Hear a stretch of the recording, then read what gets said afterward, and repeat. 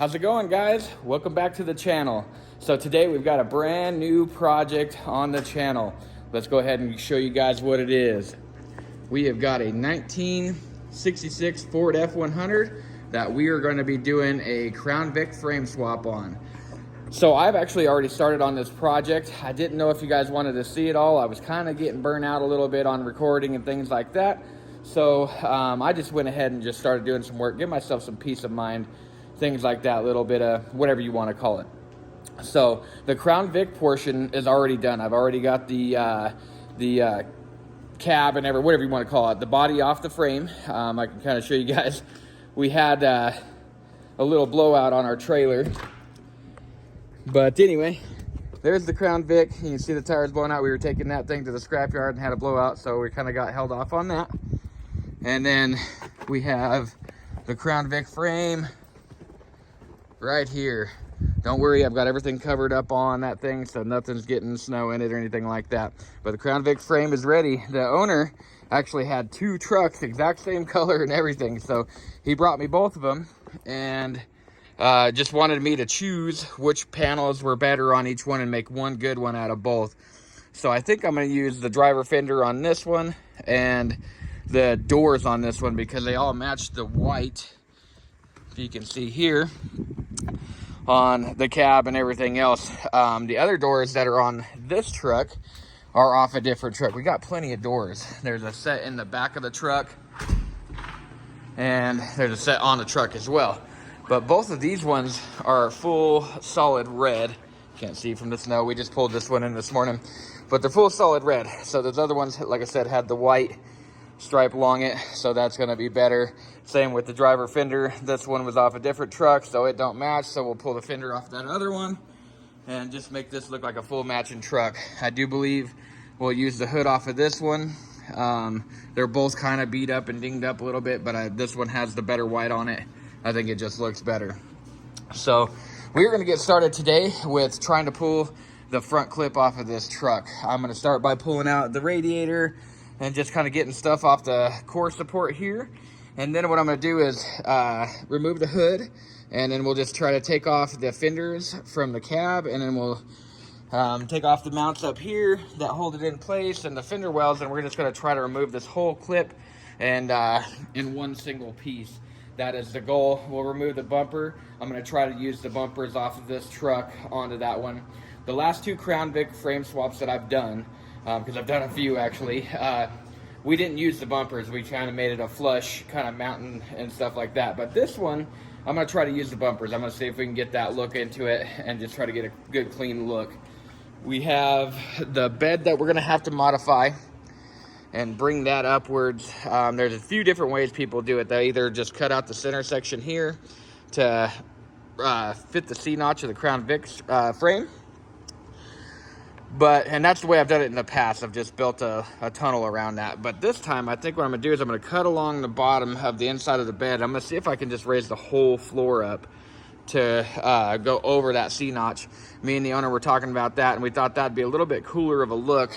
Even if the floor is raised, we'd have a full floor to load stuff in and things like that, because with the last couple ones, you know, you just have that hump in the way and you just can't do anything with it really, like loading stuff in a truck. So that is a goal for this one. We'll see if we can make that happen. And that's pretty much it for this truck. The owner did say that these ones had couple holes in the floor. The other cab was worse than this one in my opinion, but this one does have a hole right here. And we'll see if we're gonna end up patching that.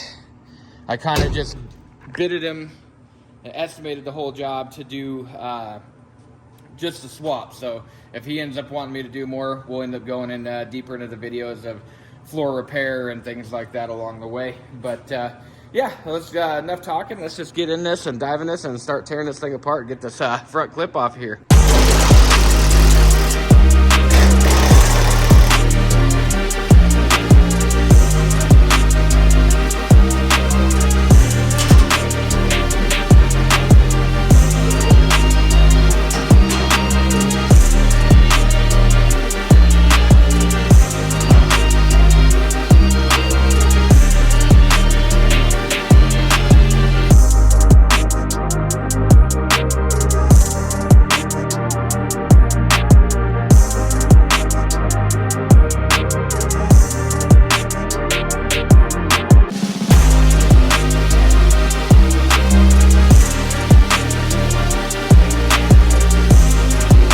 so we are ready to remove the front clip. We've got all the bolts out. This one right down there, like they always say, one broken bolt away from being a 2-hour job. That one was just spinning back there. We had to pry it out with a pry bar and get a Sawzall and cut that one off. That one was a pain in the butt. The core support bolts right down in there, little rubber mount bolts. The one on the passenger side was all bent up and cockeyed, so I didn't even pretend and try to mess with that one.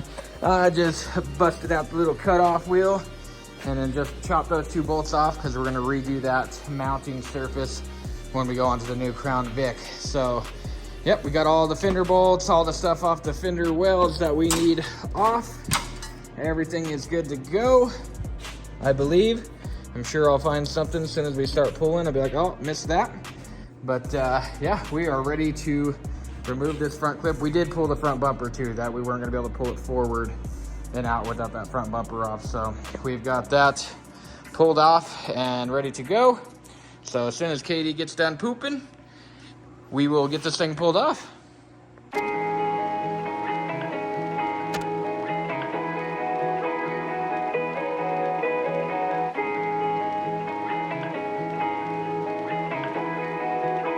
So we have got everything removed. We've got the shifter pulled, steering column is removed from the gearbox right there. All our cords, miscellaneous, everything is detached. Body mounts are detached. We had a struggle getting inside there. We had to remove the fuel tank, get to the back 2 cab mounts to get those undone. Not too big of a deal, but we were up on the lift. It was hard to open the doors. So we're just too lazy to move the truck back and actually do it that way because we were already on the lift. So Katie did some spider monkeying up inside there and got her all taken care of.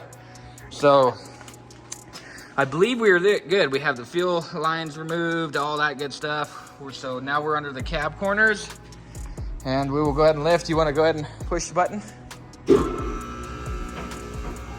Okay, pause. I've got something hanging up for sure. Lifting up the body. That side's done, but this one ain't. Maybe. Here, hold the camera. I'm gonna jump on this frame and see if we can get to the top.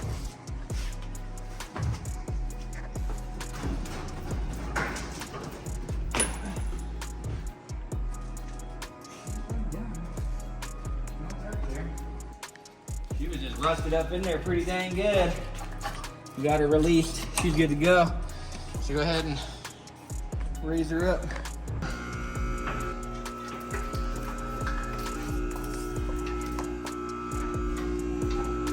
Oh, snap.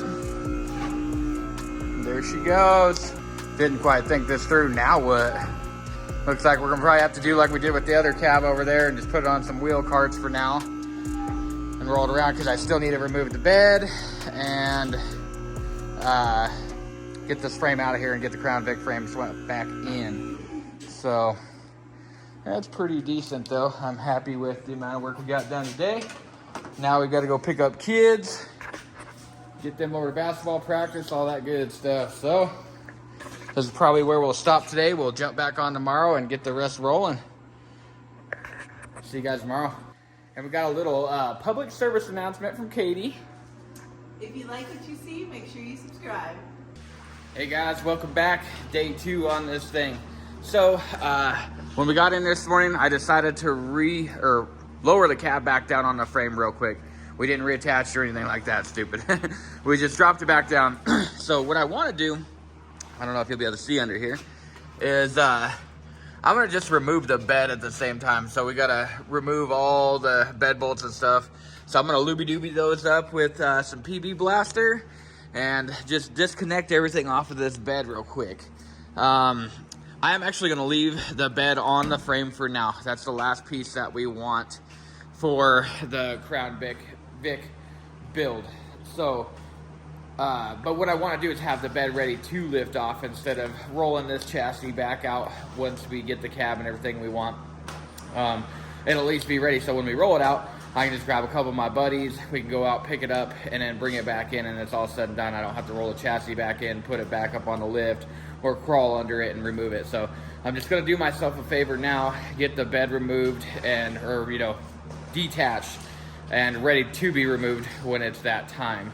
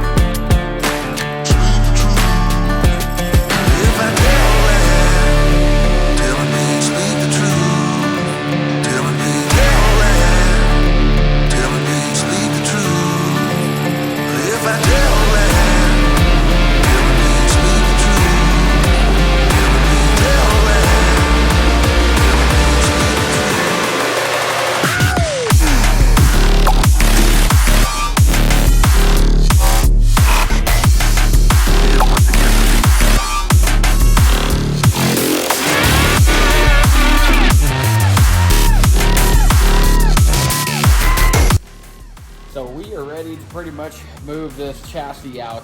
Got the cab off, beds removed, all the tail light wire and everything is good to go. So when that time comes, we can pull that bad boy. But I was also thinking last night before I move this out, I think I'm gonna cut out this cross brace right back here. So that is where the back of the cab mounts to here. And in the times past, when I have done these frame swaps, I have actually just built a crossbar for the back of the cab. The problem with that is, just a lot of extra time and things like that, where we've used round bar before and then made little plates and all the above. A lot of times I'll use like hockey pucks for body mounts and things like that, which we may still use on this. I've got a whole bag full of them, and that may not be the correct proper way to do things, but we got them, they're cheap and they're easy to use. So I'm not exactly sure what I'll do for body mounts yet, but this one is already made, right? It's still in great condition. It's got some surface rust. We can clean it up if we wanted to. So what I'm thinking about doing is just chopping it right here on both sides of the frame and taking that out, because then what I can do is mount it to the cab, and then we'll just have to build like some support gusset beams for the new frame to this to mount onto, and that just saves us a ton of work. A ton of measurements, the whole, whatever you want to call geometry, whatever you want to call that. It'll just be one less step that we have to deal with. So this will be the first time I'm doing it this way. I'm not saying it's right or it's wrong, but like I said, I've done a few of these, and each time I do, I learn a little bit of what I would have done differently and things like that. So we're gonna try this method and see how it rolls. And then same with this back cab corner. Like I said, we're gonna end up chopping some of this out to lay around the frame of the Crown Vic frame, which, as you can see, the back cab corner is a little rotted out. So there's no shame in that game. I'm not worried about it. We'll just, chop it out, pinch it, weld it back together, and seam seal it and call it good. So that'll be just fine. Both corners are kind of rotted out like that, so no worry in that. So yep, I'm gonna get a Sawzall or something and just start chopping that thing out real quick.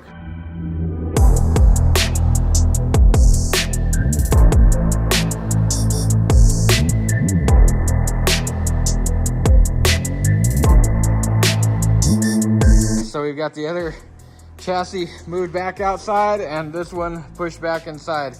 Let me tell you, that was a chore trying to get it in and out with all that snow. Me and Katie tried pushing it out and we couldn't push over the snow, plus not having no steering columns or anything like that. Steering the tires was just a pain in the butt. So we ended up hooking up to the truck, towing them out nice and slow, pushing them back into their holes, and same with this one. Finally got her in. We put it up on the wheel dollies so I can start moving it around and getting it ready for the cab. So we've ran into a big snag, and I don't want to put the blame on anybody or anything like this. So this job wasn't originally my job.